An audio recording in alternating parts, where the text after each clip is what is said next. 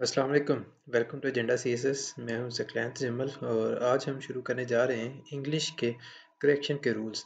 नाजरीन, काफ़ी सारे लोग कहते हैं कि इंग्लिश में मार्क्स लेना मुश्किल है या इंग्लिश के एमसीक्यूज़ जो हैं वो गलत हो जाते हैं, इंग्लिश प्रेसी में फ़ेल हो जाते हैं और इवन इंग्लिश एसे जो है उसके अंदर भी काफ़ी गलतियाँ इंग्लिश की होती हैं जिसकी वजह से फ़ेल होने के चांसेस बढ़ जाते हैं आपके। तो ऐसी कौन सी चीज़ें हैं जो कि आपको करनी चाहिए ताकि आप एक अच्छी इंग्लिश लिख सकें, ताकि आप यूपीएससी, एफपीएससी के जो पेपर्स हैं उनमें एमसीक्यूज़ का सही ऑप्शन का इंतखाब कर सकें, या फिर आप एक अच्छी इंग्लिश इंग्लिश प्रेसी के पेपर में लिख के एक अच्छी प्रेसी तश्कील दे सकें या एग्जामिनर को इम्प्रेस कर सकें कि मेरी इंग्लिश ठीक है and you do not have to worry about giving me marks. ठीक है, तो उसके हवाले से हम काफ़ी सारे रूल्स इस सीरीज़ में पढ़ेंगे।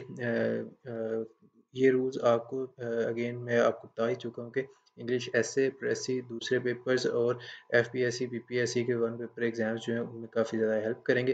अक्सर आपने पीपीएससी के एग्ज़ाम्स अगर दिए हैं या एफपीएससी के, तो उनमें जो सेंटेंस करेक्शन है उनमें बहुत सारे लोग उलझ जाते हैं वो इसीलिए है क्योंकि हमने रूल्स नहीं पढ़े हुए या उनकी प्रॉपर अंडरस्टैंडिंग नहीं है, जिसकी वजह से वहाँ पे कंफ्यूज होके हम मार्क्स लूज़ कर सकते हैं। और ये बहुत क्रूशियल होता है क्योंकि ऊपर वाले जो 4-5 मार्क्स आप इंग्लिश में लूज़ कर रहे होते हैं वो एक्चुअली वही आपको डिफरेंशिएट करते हैं। जहाँ पे आप 70-73 पे गिर रहे हैं, अगर आप वही 75-78 या 79 की रेंज में जाएँ तो आपके सिलेक्ट होने के चांसेस या स्क्रीनिंग पास करने के चांसेस बहुत ज़्यादा होते हैं।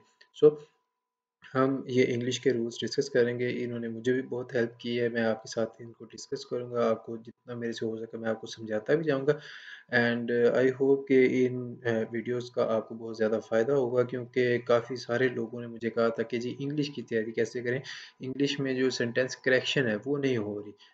आप लोग वोकेबलरी या फिर वर्ड लिस्ट जो है उनको तो क्रैम कर लेते हैं, but still there is correction, then there are prepositions as well.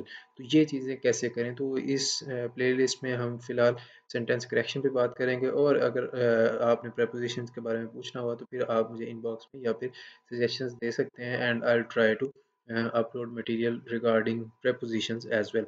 तो जी वीडियो को स्टार्ट करते हैं।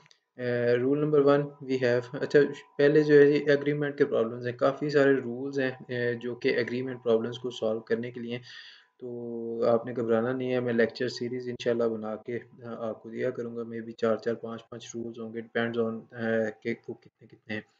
और उसके साथ-साथ आपके कॉन्सेप्ट्स क्लियर होते जाएँगे, फिर आगे हम नेक्स्ट प्रॉब्लम्स की तरफ मूव करते जाएँगे। नेक्स्ट जो इश्यूज़ आते हैं सेंटेंस करेक्शन में उनकी तरफ मूव करेंगे ताकि एक होलिस्टिक तैयारी हो जाए, या फिर आप यूँ कह सकते हैं कम्प्रिहेंसिव तैयारी हो आप सबकी। So the rule number 1 we have, make a verb agree in manner with its subject and make a pronoun agree in number with its antecedent। मतलब ये है कि जनाब दो चीज़ें, एक तो वर्ब है, दूसरा प्रोनाउन है। वर्ब है तो जो उसका सब्जेक्ट है सेंटेंस का उसके साथ उसको एग्री करना चाहिए, उसके मुताबिक वर्ब आएगा। ऐसा नहीं है कि आपने सिंगुलर सब्जेक्ट रखा है और प्लूरल आप वर्ब दे दें, know that will be wrong. Similarly pronoun है तो जितने उसके नंबर्स हैं, like if that is a singular तो आपका सिंगुलर एंटीसीडेंट होना चाहिए। ठीक है, या सिंगुलर एंटीसीडेंट की वजह से सिंगुलर प्रोनाउन आएगा और प्लूरल एंटीसीडेंट की वजह से प्लूरल प्रोनाउन आएगा। तो यही चीज़ इसमें लिखी हुई है।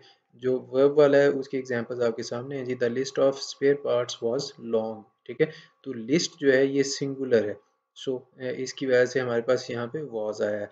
Similarly the lists of spare parts were long, तो लिस्ट्स जो है चूंकि प्लूरल है तो यहाँ पे प्लूरल आ गया। Then we have subjects like singular subjects take, ये उसी की एक्सप्लेनेशन आ गई। फिर हम प्रोनाउंस की बात करते हैं जी।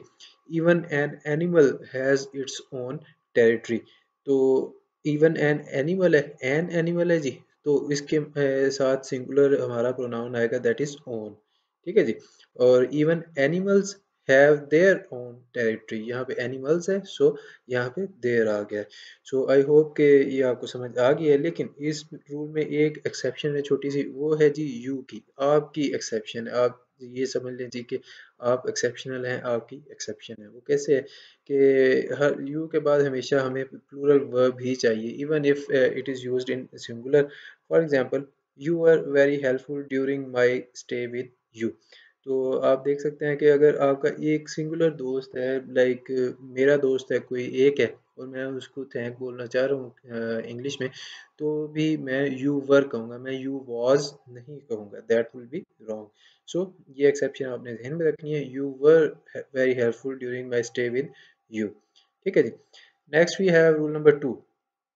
Ensure that the verb agrees with the true subject or not with an intervening plural object of preposition or any other intervening plural. Meaning ये है कि जो true subject है आपने उसको identify करना है और verb को उसके साथ agree करना चाहिए। दरमियान में जो words आ रहे हैं उनके साथ आपने उसको mix नहीं करना। For example the box of Nestle's chocolates. अब जो नेस्लेज चॉकलेट्स हैं ये बेसिकली ये बॉक्स को डिफाइन कर रही हैं जी कि वो बॉक्स इसका है, वो नेस्ले की चॉकलेट्स का है। ठीक है, लेकिन हमारा जो ट्रू सब्जेक्ट है वो सिंपल द बॉक्स है या बॉक्स। सो बॉक्स चूंकि सिंगुलर है लिहाजा यहाँ पे इज आएगा। Here true subject is box and not Nestle's chocolates. Chocolates is an object of preposition of. So his experience। अब यहाँ पे जो ट्रू सब्जेक्ट है वो एक्सपीरियंस है, ये नाउन वाला। ठीक है जी। His experience as teacher to boys and girls gives him understanding. Experience है, सिंगुलर है, so gives him understanding. Next we have the prices of the new model vary from town to town. अब यहाँ पे prices जो है हमारा true subject है, सो इसको हम लेके इसके हिसाब से आगे वर्ब यूज करेंगे। The prices of the new model vary from town to town. Vary जो है चूंकि प्लूरल एक वर्ब है फ्रॉम टाउन टू टाउन के लिहाज से। सो आई होप कि आपको समझ आ रही है। Rule number 3, we have subjects joined by and are usually plural and take plural verbs, लेकिन इसमें एक दो एक्सेप्शंस भी हैं, उसकी भी हम डिस्कस करेंगे। बात यह है कि जब भी दो नाउन्स हैं या सब्जेक्ट्स हैं वो एंड से जोड़े जाते हैं तो उनके साथ अक्सर प्लूरल वर्ब आते हैं। ऑल्दो इसमें एक दो एक्सेप्शंस हैं वो हम अगेन डिस्कस करते हैं, लेकिन this is the general rule of the thumb. His typewriter and my radio. ठीक है, अब ये दो अलग-अलग चीज़ें हैं। So they were stolen, his typewriter and my radio were stolen. Similarly Soni and Sanjay, तो ये दो लड़कों के नाम हैं, are going to Chennai today. ठीक हो गया जी। और एक्सेप्शंस कौन कौन सी हैं? If a subject consisting of two singular nouns connected by and refers to the same person or thing, a singular verb is used। मतलब ये है कि अगर एंड से कनेक्ट किए हुए दो जो सिंगुलर नाउन्स हैं उनसे एक ही बंदे या एक ही चीज़ को आप जाहिर कर रहे हैं तो उसके साथ सिंगुलर नाउन आएगा। ठीक है जी। जैसे कि my best friend and adviser has changed his mind again. तो मेरा जो बेस्ट फ्रेंड है और वही मेरा नासे या नसीहत करने वाला है, उसने अपना जो दिल है वो बदल लिया या दिमाग बदल लिया, व्हाट्सोएवर आप कहना चाहें। ठीक है, उसने अपना इरादा बदल लिया। तो अगर आप यहाँ पे कहेंगे जी कि माई बेस्ट फ्रेंड कि मेरा बेहतरीन दोस्त और नासे उसने अपने इरादे बदल लिए हैं, तो दैट विल बी रॉन्ग, क्योंकि वो सिंगुलर है, एक ही एंटिटी को जाहिर कर रहा है। आप उसको उर्दू में ट्रांसलेट कर लें, you will have more clarity about it. एक तो ये एक्सेप्शन होगी। Next we have here the subject is treated as singular because both qualities are found in one person. Similarly cornflakes and milk is our Sunday breakfast। breakfast जो कि singular है, cornflakes और milk जो है, milk के आपका breakfast बना रहे हैं, ये दोनों कंबाइन होके आपका ब्रेकफास्ट बना रहे हैं। और आगे आपने बता भी दिया कि ये मेरा ब्रेकफास्ट है, तो इट इज़ अंडरस्टूड कि ये दोनों चीज़ें जो हैं इनको हम कलेक्टिवली लेंगे। ठीक है। When two subjects connected by and are preceded by each, every or many, a singular verb is used। इन चीज़ों को आपने ज़हन में रखना है कि अगर दो सब्जेक्ट्स जो हैं वो and के साथ कनेक्टेड हैं और हर एक जो है उससे पहले each या every वगैरह लगा हुआ है, मतलब उनसे पहले each या every लगा हुआ है, तो आपने उसके साथ सिंगुलर वर्ब यूज़ करना है। Each man and boy is expected to meet his obligation। ठीक है जी। Similarly, every shirt, tie and coat is marked for reduction sale। ठीक है जी। तो ये एक्सेप्शंस भी आपने जहन में रखनी है। रूल नंबर 4 की तरफ बढ़ते हैं। Words like with, together with, along with, besides, as well as including, in addition to, etc., do not affect the number of the verb. If the subject is singular, a singular verb is required. If plural, a plural verb is required. तो उसकी examples कुछ देख लेते हैं जी कि the television along with the cabinet is to be sold. तो यहाँ पे हमारा जो मेन सब्जेक्ट है वो द टेलीविजन है, दरमियान में एडिशनल इंफॉर्मेशन है, इसको हम कंसिडर नहीं करेंगे। और ये हमें कैसे पता चला? अलोंग विद या together with, along with, besides, ये सारे हमने देखे हैं। तो ये जिनके साथ होते हैं उधर हम भी अगेन जो हमारा मेन सब्जेक्ट है उसके अकॉर्डिंगली हम यहाँ पे वर्ब यूज़ करेंगे। Mrs. Paul with her son and daughter is going to the theatre this evening. Similarly, our chief competitor as well as ourselves is obliged to increase prices. तो as well as का भी हमने ऊपर देखा है, besides, along with, together with, ये जहाँ पे भी आ जाएंगे या उसके साथ अगर एडिशनल इंफॉर्मेशन दी हुई है तो आपने उसको इग्नोर करना है और आपका जो वर्ब होगा वो आपके सब्जेक्ट के अकॉर्डिंगली आएगा। ठीक है जी। The decoration of the room, including the carpets and furniture, is most pleasing. ठीक है, तो ये रूल नंबर 4 होगा जी। और 5 तक रूल आज हम करेंगे।